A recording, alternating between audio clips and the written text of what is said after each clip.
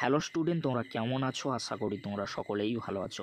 প্রতাপ academy coaching পরিবারে তোমাদেরকে সকলকেই স্বাগত জানাই। তোমরা যারা ক্যালকাটা ইউনিভার্সিটির আন্ডারে ফার্স্ট সেমিস্টারে বিএ বিএসসি বিকম অনার্স বা জেনারেল কোর্সে বা এমডিসি কোর্সে পড়াশোনা করছো, তোমাদের জন্য একেবারে আমি শেষ মুহূর্তে নিয়ে চলে এসেছি এইসি English where the mind is without fair.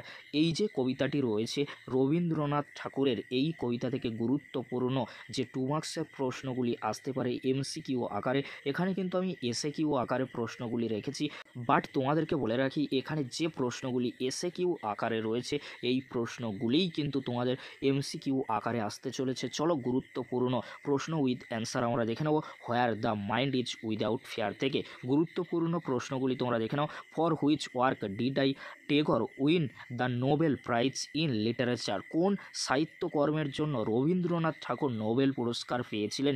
গীতাঞ্জলির জন্য। তোমরা সকলেই জানো। When was the English translation of Gitanjali published? গীতাঞ্জলির ইংরেজি অনুবাদ কখন প্রকাশিত হয়? 1912 খ্রিস্টাব্দে। তোমরা সকলেই কিন্তু জানো। When was Gitanjali published? Gitanjali কখন প্রকাশিত হয়? 1910 সালে। তোমরা সকলেই জানো। পরবর্তী প্রশ্ন কি রয়েছে তোমরা দেখে নাও। The poem where the mind is without fear appears as poem number in Gitanjali? Where the mind is without fear কবিতাটি গীতাঞ্জলিতে কত নম্বর কবিতা হিসেবে অন্তর্ভুক্ত হয়েছে? 37 নম্বর। আশা করি তোমরা গুরুত্বপূর্ণ প্রশ্নগুলি দেখতেই পাচ্ছ, আমি আলোচনা করছি না। তোমরা গুরুত্বপূর্ণ প্রশ্ন উইথ অ্যান্সারগুলি ভালো করে দেখে নাও। এখান থেকে তোমরা 100% প্রশ্ন পরীক্ষায় কমন পাবে। 2 মার্কসের জন্য 50-এর মধ্যে 50 পেতে হলে এইসি ইংলিশে অবশ্যই তোমাদেরকে কি করতে হবে?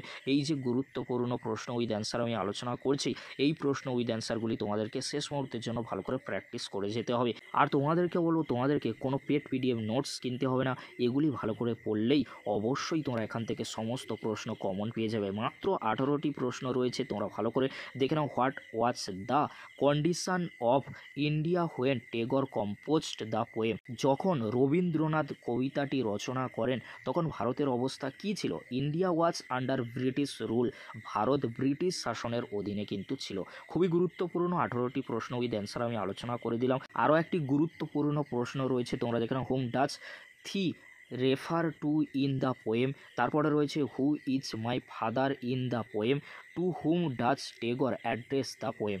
এই যে 3টি প্রশ্ন বললাম, 3টি প্রশ্নের উত্তর হবে গড বা ঈশ্বর। তোমরা সকলেই দেখে নিয়েছো। এই প্রশ্নগুলি শেষ মুহূর্তের জন্য হোয়ার the mind is without fear থেকে দেখে যাও। অবশ্যই তোমরা এখান থেকে 2-3টি প্রশ্ন পরীক্ষায় কমন পেয়ে যাবে আশা রাখছি। ভিডিওটি দেখার জন্য তোমাদেরকে অসংখ্য ধন্যবাদ।